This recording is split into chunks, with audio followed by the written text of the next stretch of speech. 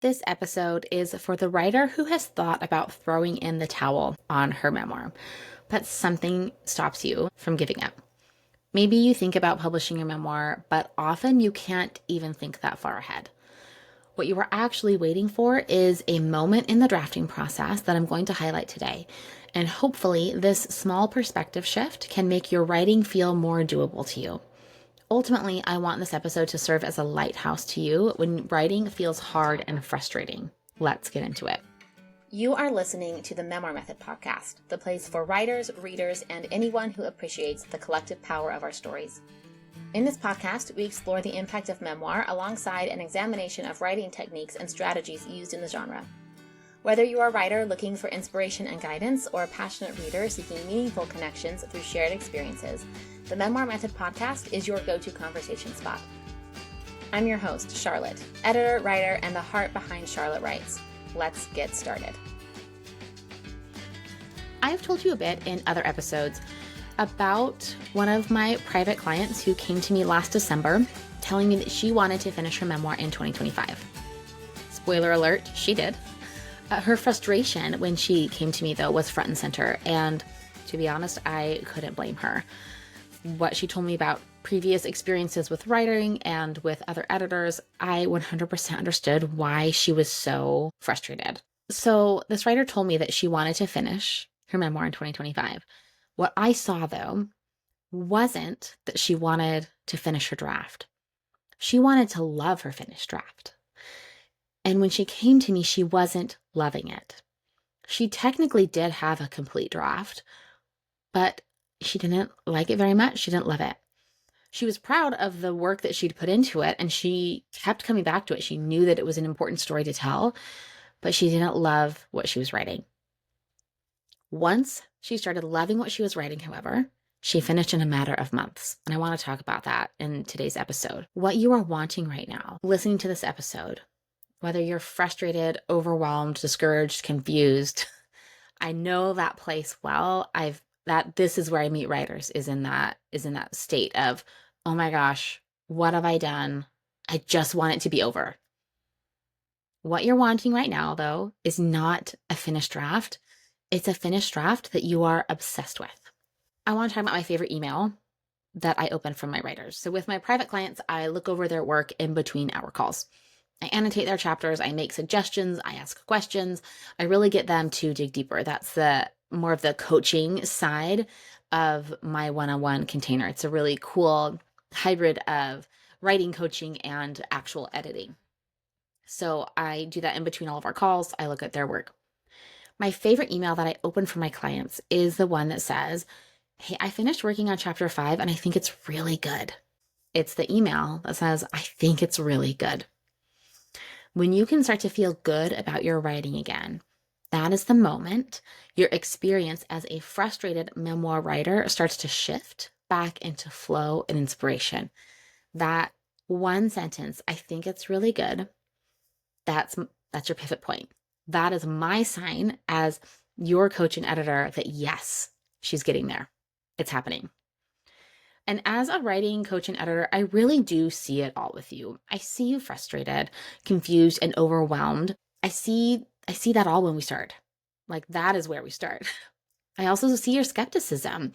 You've had just enough optimism to give one more editor another go, but you haven't had that light bulb, this is it moment with me yet. And so when we start working together, I really I ask you to trust me, because this happens every single time. So this email that you send me, that's my favorite to receive, it really matters, because what you're missing in your process right now is creative clarity. And let me explain what I mean by that. So I've been saying that you come to me overwhelmed. This is what that looks like. This is how that overwhelm shows up. You start scrolling through your draft, not even knowing what to tackle first. So you just spend 10 minutes scrolling through, scanning, just trying to figure out, well, where do I even start? What do I even work on? And because it feels like everything. That's the problem. You feel like you could be working on everything, which means that you end up working on nothing.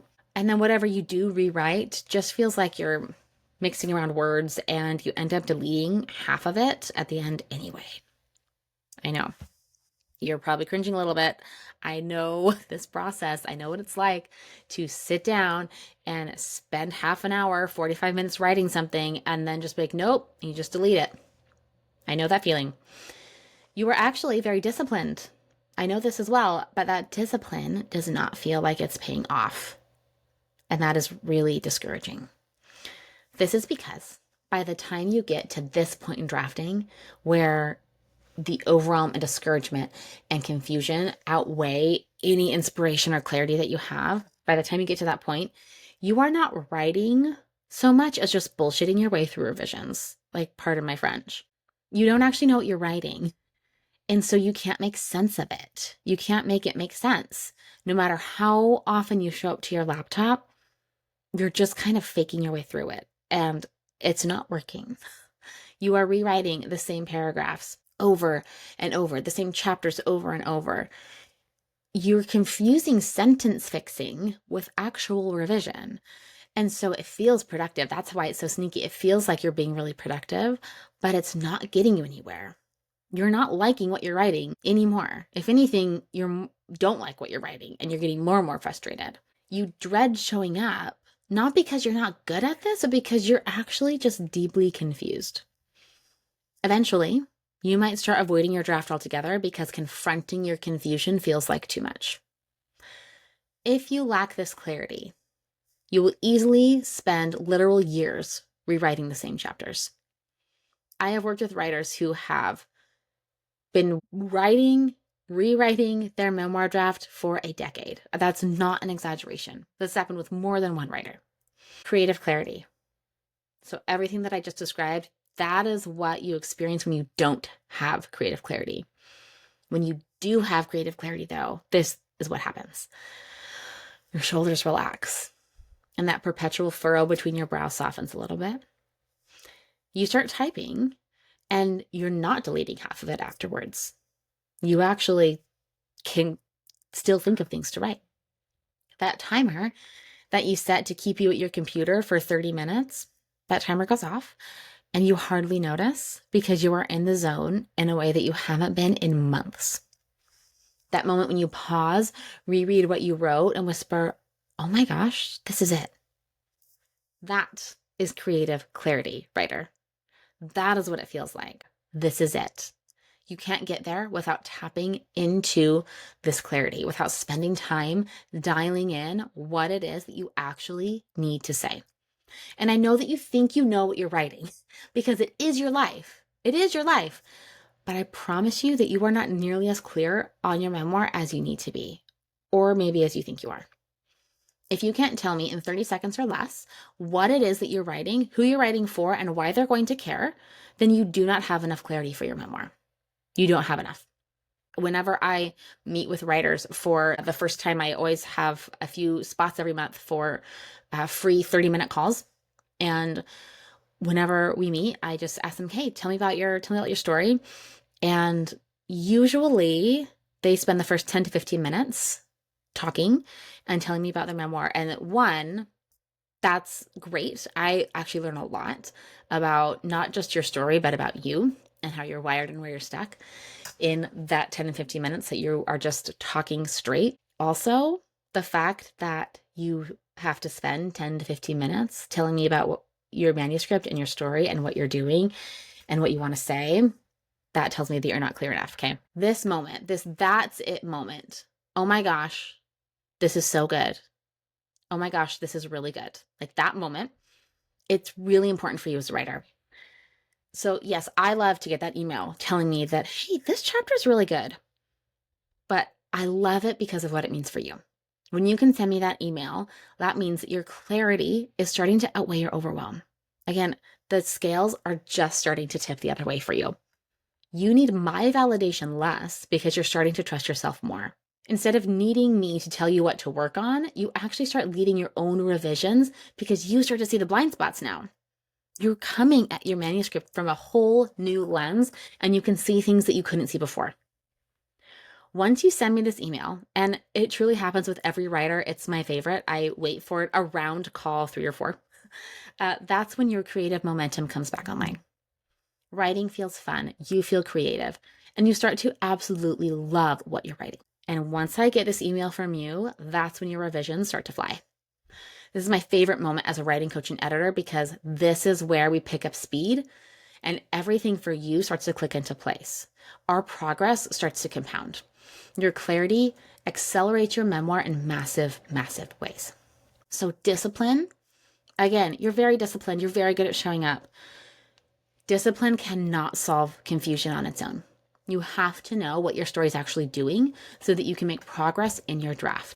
When you have creative clarity, you know what belongs in your memoir, what to cut, what needs amplifying, what your reader needs, and how to write it.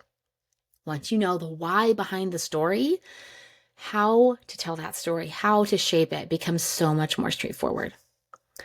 Finding this clarity is the backbone inside of my work as a writing coach and editor, and it is the core of my memoir method. This is my 8-week live coursework coaching hybrid where I teach you how to understand, shape, and refine your story. With what you will learn and implement inside of the memoir method, your, oh my gosh, this is it moment is truly inevitable.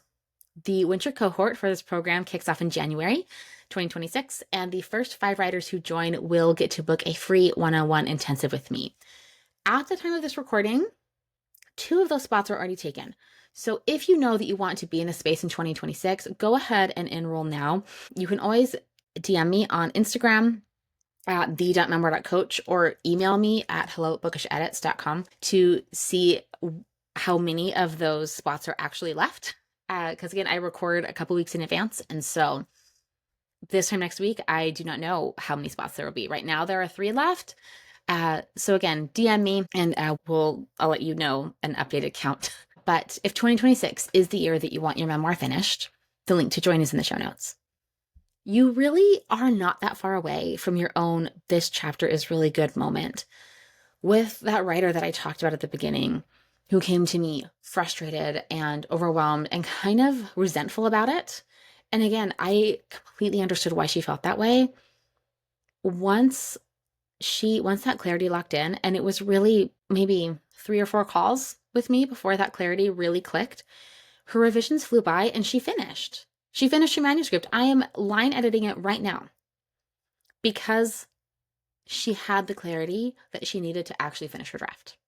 So I'm not just yanking your chain saying, oh no, you can finish. You actually can. I've seen it happen.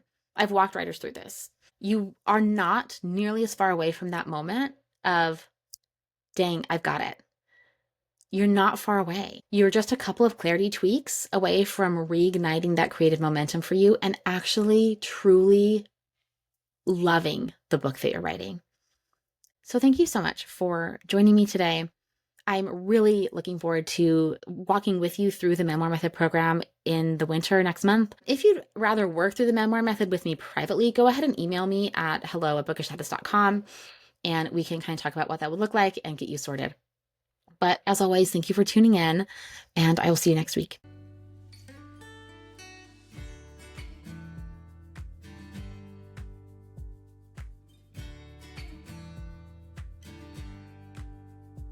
You've just listened to an episode of the Memoir Method podcast. The Memoir Method podcast is presented by Charlotte Writes. If you liked what you heard, the best way to support the show is to subscribe through your preferred podcast player. And if you're feeling especially inspired, I'd love it if you left a 5-star review on Apple Podcasts. Leaving a review really does help other readers and writers like yourself find the show. If you want to continue the conversation, you can find me on my website at charlottewrites.co or on Instagram at charlottejanewrites. Thank you for tuning in. I'll see you next time. And remember that you have a story that matters.